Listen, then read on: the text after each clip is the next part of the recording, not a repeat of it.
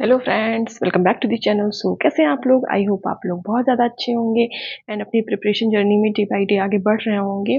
And बिना ये जो सारी नेगेटिव न्यूज़ आ रही है दैट बीपीएससी टीआरई फोन नहीं आएगा, नहीं होगा, ये पता नहीं मेरे कैमरे को क्या हो जा रहा है, मुझे समझ नहीं आ रहा है। ऐसे डिपनेस ऐसे करके हो रहा है। मुझे समझ, अगर आप लोग से किसी को पता हो कि ऐसे क्यों होता है तो प्लीज़ मुझे बताइए कि मैं इसको कैसे सही करूँ। हाँ, मेरी नया ही एकदम फ़ोन है। ठीक। So sorry.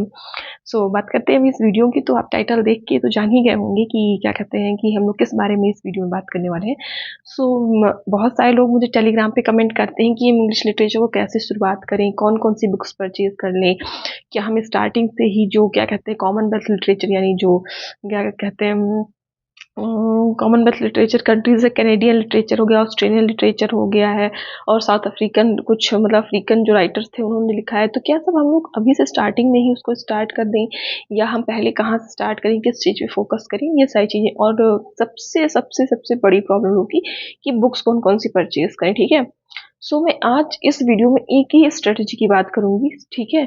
तो इस मतलब जो प्लान या स्ट्रेटजी को फॉलो करके आप इंग्लिश लिटरेचर चाहे किसी भी एग्जाम के लिए पढ़ रहे हो, ठीक है, जहां भी इंग्लिश लिटरेचर आ रही है, चाहे वो यूपी टीजीटी पीजीटी हो, चाहे एलटी ग्रेड हो, चाहे क्या कहते हैं ट्रिपल एसपी टीजीटी पीजीटी हो, चाहे केवीएस में तो ऑल दो ऐसी लिटरेचर नहीं आती, वहां पे तो जो एनसीईआरटी बेस्ड होती है वही चीजें आती हैं। ठीक है। एनबीएस हो, ईएमआरएस हो, या कोई भी, इवन यूजीसी नेट के लिए भी आप ऐसे पढ़ सकते हैं, बस थोड़ा इसको डेप्थ में आपको फॉलो करना होगा। ठीक है, ये चीज होगी। बात करते हैं बुक की। तो मैंने ओवरऑल अपनी जितना भी अभी तक लिटरेचर पढ़ा, मैं ये नहीं कहती कि मुझे बहुत ज़्यादा ज्ञान है, ठीक है, मैं अभी छोटी हूँ आप लोग की जैसे, मैं भी एक स्टूडेंट ही हूँ अभी, मैं भी उस जर्नी में ही हूँ, मतलब मेरी जर्नी भी आई थिंक कंप्लीट नहीं हुई, आई थिंक क्या मतलब कंप्लीट नहीं हुई है, I am sure about this. और इस जर्नी में रहते हुए जहाँ से मैंने इंग्लिश लिटरेचर जब शुरुआत किया था आज से 1 साल पहले, तो मैं कैसा फ़ील कर रही थी, लाइक कि मेरे पास कोई भी रास्ता नहीं था कि मैं किस तरफ जाऊँ और इंग्लिश लिटरेचर को कैसे स्टार्ट करूँ, कौन सी बुक्स परचेज़ करूँ, या कहाँ से नोट्स बनाऊँ, या कैसे, मतलब इतने सारे क्वेश्चंस रहते थे उस समय पे। तो मैं आप लोग के भी उन क्वेश्चंस को समझती हूँ, हाँ, क्योंकि आपका जो भी फेस चल रहा है वो सेम मेरे साथ कुछ टाइम पहले ही था, तो मैं उसको और ज़्यादा अच्छे से समझ सकती हूँ, बजाय उन लोग के जो काफ़ी पहले सिलेक्शन ले चुके हैं, काफ़ी पहले उन्होंने पढ़ाई की।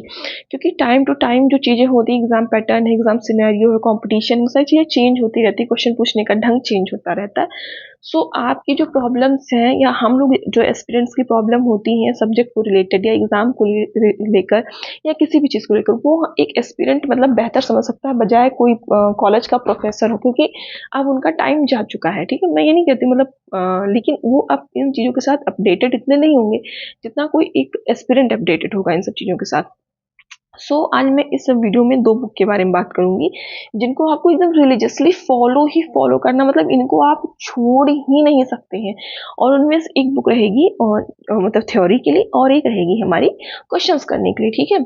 तो थ्योरी की बात करें तो आपको जो मैं बुक सजेस्ट कर रही हूँ ना, मतलब आपने इस बुक का नाम इतनी जगह सुना, इतनी बार सुना होगा अगर आप लिटरेचर के स्टूडेंट हो।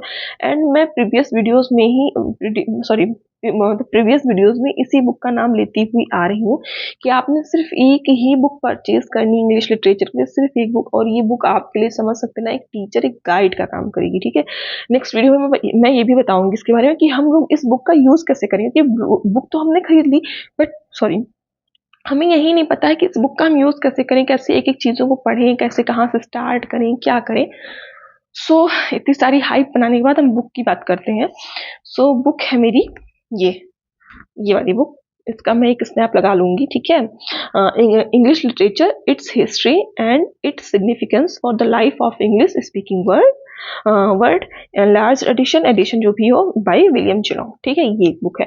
मैं इसका लिंक जो है वो अमेजोन पे आपको मिल जाएगी, तो इसका लिंक जो है मैं ना कमेंट सेक्शन में कमेंट सेक्शन कह रही हूँ, डिस्क्रिप्शन बॉक्स में डाल दूंगी, और अमेजोन पे मिल जाएगी आपको। और अब इसका कवर थोड़ा चेंज हो गया, क्योंकि मेरी काफ़ी पुरानी, जब मैंने इसको ली थी तभी इस दुकान से मैंने पुरानी ही ले ली थी, मेरी काफ़ी फटी वटी बुक थी, काफ़ी ज़्यादा मतलब बुरी हालत में से अभी तो, बट मुझे थोड़ी सस्ती पड़ गई थी, तो मैंने यही बुक ले ली थी। ठीक है। अब इसका नया जो एडिशन, उसका ग्रीन कलर का कवर मिलेगा आपको अमेजोन पे, लिंक डाल दूंगी आप, मतलब कंटेंट एकदम डिट्टो सेम है, बस ये मतलब ये पेज जो है आगे का ये बदल दिया गया। ठीक।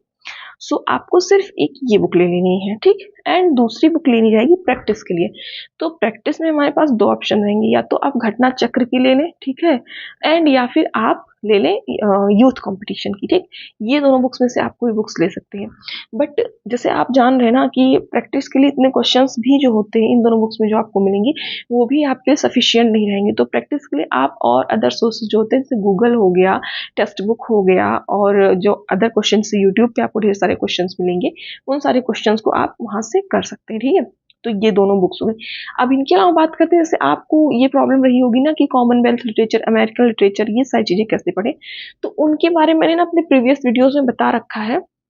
सारे राइटर्स की मैंने लिस्ट दी हुई है, और मैंने ये भी बताया कि इन राइटर्स को इतना डेप्थ नहीं पढ़ना है, इससे ज़्यादा नहीं। जैसे कोई कोई राइटर है ना, तो उनको लाइफ लाइफ हिस्ट्री या उनकी बहुत ज़्यादा बायोग्राफी पढ़ने की ज़रूरत नहीं थी।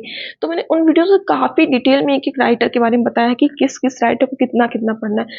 तो आप मतलब कमेंट सेक्शन में ये पूछें कि किस राइटर के वर्क्स को करना है, किस राइटर की पोएम्स की लाइन को करनी है, इससे अच्छा आप उन वीडियोज़ को देख लें। मैं एक प्लेलिस्ट है, मैं उसका भी लिंक डिस्क्रिप्शन में डाल दूंगी, आप उसको कर लीजिएगा। एंड फिर अब बात आती है नोट्स बनाने की, ठीक है, कि ये बुक हमने ले तो ली है, बट इसको क्या करें, कैसे करें, क्या डायरेक्ट बुक से पढ़ें या इसके नोट्स बनाएं। तो जैसे बात ये है ना कि कंपटीशन के लिए ये बुक अपने आप में एकदम सफिशिएंट नहीं मिलेगी। एक्चुअली मैं कहूँगी ना, कोई भी बुक आपको खुद में सफिशिएंट नहीं मिलती। अगर आपको थोड़ा अच्छे से पढ़ना पड़ता है तो आपको 2-3 बुक्स का सहारा लेना पड़ता है, या फिर आपको गूगल वगैरह से हेल्प लेनी पड़ती है। तो मैं क्या करती हूँ ना, मैं जैसे मान लीजिए टॉपिक, मान लीजिए जैसे, हाँ मैं यही शुरू करती हूँ। क्या खोलूँ, कौन सा मेरा खोल लो, ठीक है। मान लीजिए ये रोमांटिसिज्म मैंने खोल रखा है, ठीक है।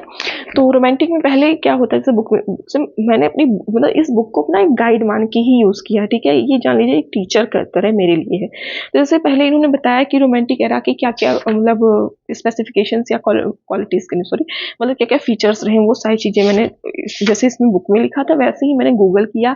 कुछ छोटे छोटे लाइन्स में, मतलब पैराग्राफ्स आपको नहीं लिखने होते, लाइन्स छोटी छोटी लाइन्स करके लिख दिया। देन मोस्ट इंपॉर्टेंट है विलियम वर्ड्सवर्थ, तो इन्हीं से शुरुआत की गई। तो विलियम वर्ड्सवर्थ को पहले मैंने इस बुक से पढ़ा है, ठीक है, इस बुक से मैंने पढ़ा। देन इस बुक में मैंने जो जो मुझे लगा कि हाँ ये चीज़ इंपॉर्टेंट थी वो मैंने अंडरलाइन कर दी है, ठीक है, अंडरलाइन कर ली। देन इनको मैंने यूट्यूब पे सर्च किया, ठीक है, बेस्ट सोर्स है यूट्यूब, क्योंकि वहाँ पे आपको कुछ भी सर्च नहीं करना, लोगों ने आपके लिए खुद से, जो जिन लोगों ने मेहनत कर रखी होती वो खुद ढेर सारी सर्च करके देन आपको बता रहे होते हैं, ठीक। तो फिर मैंने विलियम वर्ड्सवर्थ को यूट्यूब पे सर्च किया, तो वहाँ पे मुझे काफ़ी अच्छे टीचर्स मिल गए। तो मैंने उनके सेशंस को देखा, उसका नोट्स बनाया, और देन मैंने अपनी बुक से उन नोट्स को मैच किया कि कोई ऐसा फैक्ट तो नहीं जो मेरी बुक में रहा हो और मेरे नोट्स में नहीं हो।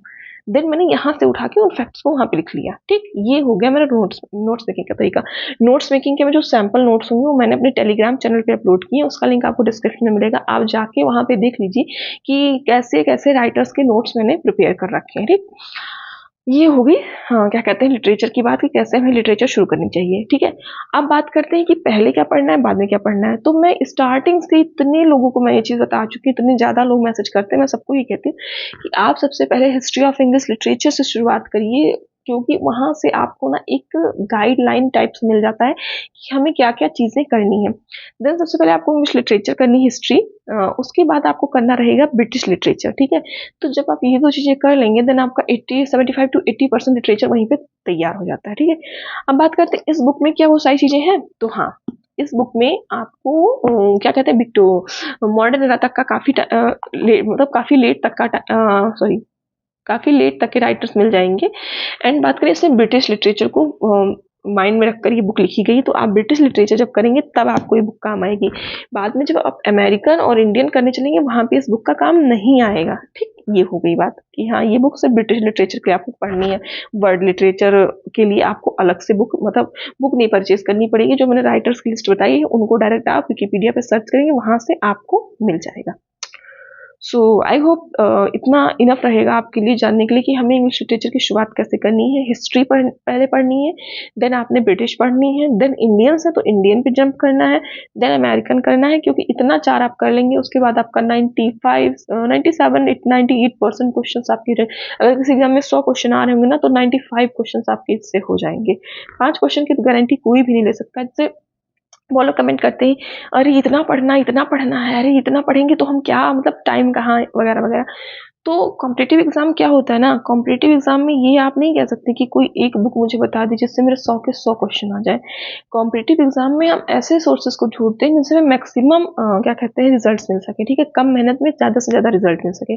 कॉम्पिटिटिव एग्जाम में आप कभी भी ये सोच के ना पढ़ें कि आप 100% कर लेंगे। आप ये कोशिश करिए कि आप 100 लोगों से आगे रहने की कोशिश करेंगे। उसके लिए आपको कम सोर्सेज रखने हैं, मल्टीपल रिविजन करने हैं, बस। ठीक। So that's all for this video. I hope you guys like it. और जो भी आपके इसके बाद क्वेरीज रहेंगी आप उनको कमेंट सेक्शन में लिखिएगा। I will reply that. Okay, so bye bye, take care, Jai Mahakal, her her Mahadev.